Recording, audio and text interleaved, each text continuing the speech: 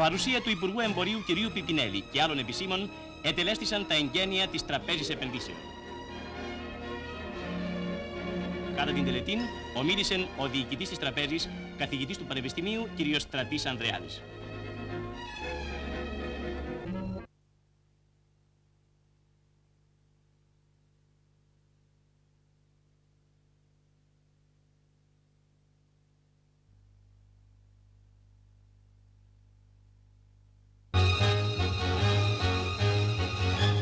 Στη νέα Καρβάλη της Καβάλας εγκαινιάζεται το εργοστάσιο φωσφορικών λιπασμάτων που ίδρυσαν η Εμπορική και η Ιωνική Λαϊκή Τράπεζα της Ελλάδος. Ο διοικητής της τραπέζης, κ. Ανδρεάδης, προσφωνεί τον Βασιλέα, ο οποίος ετίμησε με την παρουσία του τα εγγένεια της μεγάλης αυτής βιομηχανικής μονάδος. Ο πρόεδρος της Βουλής, ο Υπουργός Βιομηχανίας κ. Ζήγδης, πολλά μέλη της κυβερνήσεως και άλλοι επίσημοι παρακολουθούν την τελετή.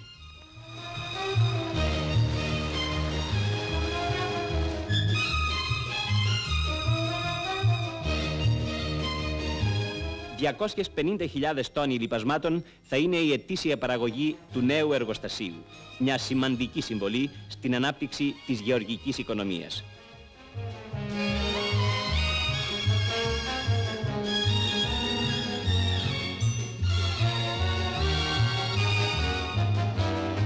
Η ελληνική βιομηχανία απέκτησε ένα καινούργιο εργοστάσιο που ίδρυσε η ελληνοελγική εταιρεία Πανομπέλ.